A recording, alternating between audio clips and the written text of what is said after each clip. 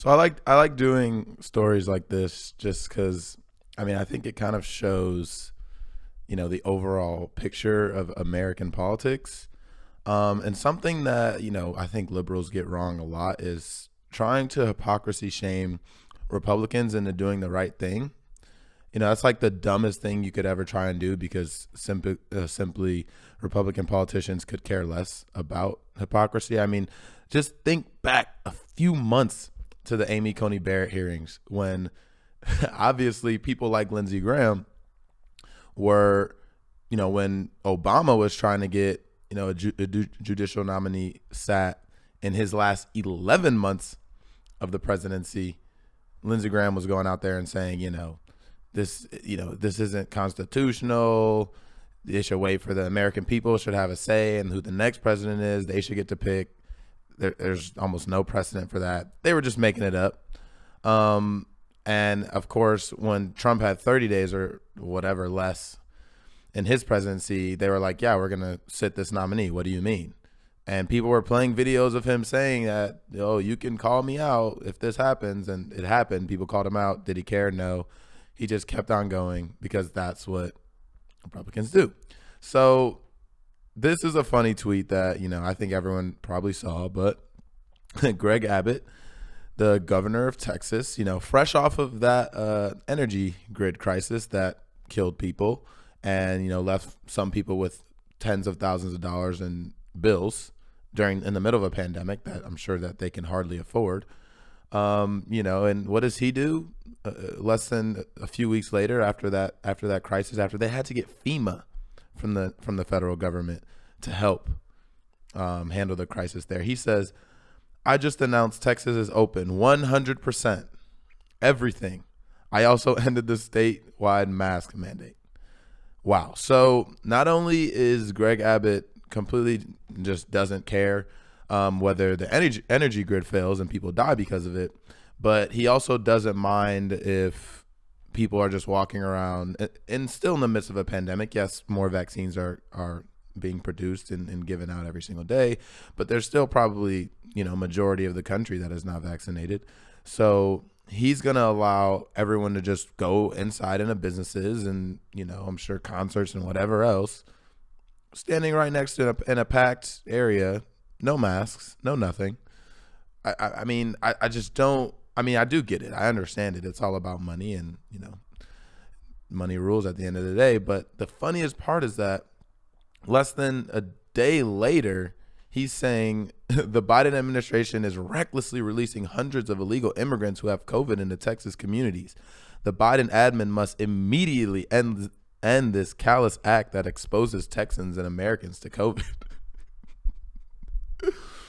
So less than a day later, after committing a callous act that will expose Texans and Americans to COVID, he's getting angry about, I mean, I don't even know how much of this is even true, releasing illegal immigrants who have COVID in the Texas. I don't know how much of that is true, but I do know what is true is that he did the exact same thing the day before. And so, guys, there's no, the hypocrisy is not lost upon them. They really don't have that in their brain where they take that and they see, oh, wow, maybe I shouldn't do this. Maybe this will look hypocritical. No, they don't care. They'll do whatever whatever they want to do, whatever their donors want them to do, whatever the people that help them get reelected by giving them money want them to do. And that's reopen the state 100% and end the statewide mask mandate, even though we know that having a mask on in the middle of a pandemic probably helps decrease your chances of getting that virus. But I don't want it to be lost on everyone because, yes, the Republican voters are constantly duped into voting against most of their own interests by voting for people like Greg Abbott. Yes, they're humongous hypocrites. I was on the Katie Halper show last night, and we were kind of going over the same thing. They're hypocrites, and they understand that, but they don't care. But the Democrats dupe their base as well by, I don't know, promising things like $2,000 checks immediately or promising things like the minimum wage. And there was a funny montage on Jimmy's show last night. And I just have to show y'all this because it really is unbelievable. It defies logic when you actually watch these people on the campaign trail when they want your vote. When they want your vote, they're so willing to act like things like the $15 minimum wage are just a no-brainer. Of course we need to have a $15 minimum wage. You know? I mean, it's $15. It's the minimum. Well, let's see what Joe Biden and Kamala Harris had to say on the campaign trail about this $15 minimum wage that they're absolutely doing nothing to fight for right now. It is long past time we have a $15 federal minimum wage. It's long past time we pass a national $15 an hour minimum wage. I think it's long past time that there's a minimum wage of $15. It's long past time, but the time right now, it's still too soon. It's still too soon. Y'all will get that minimum wage increase. It's just not going to happen now. Even though it's long time to be a $15 federal minimum wage. $15 minimum wage. $15 minimum wage. And $15 million. Whoa. Not $15 million. Come on. That's just what my donors give me. $15 million. No. Y'all won't even get anything close to that. $15 an hour. Okay. Not $15 million. Little Freudian slip there. National minimum wage should be $15. $15 an hour. $15 an hour. $15 an hour. What the hell are we arguing about a $15 minimum wage Joe for? Biden, what the hell are we arguing about a $15 minimum wage for? Why are you arguing with Joe Manchin about a $15 minimum wage? You said you were going to put it, you said you were going to get it passed. It's easy. It's a no-brainer. What the hell are we arguing about it for? You see how easy you can flip this on them? When you watch this, they look like actors. They look like they're literal just political actors because they're acting like they want to get something done to help you in your real life. But instead, they just want power. They just want your vote.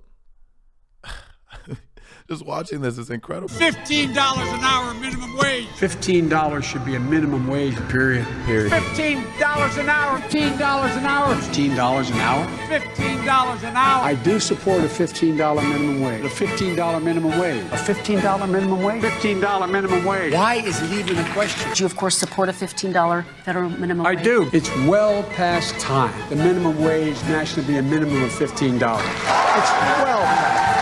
$15 an hour. $15,000. Whoa, $15,000. No. $15,000 is what they're making yearly right now. And y'all are deciding that it's not important enough to double that to a $30,000 that's going to make them so rich.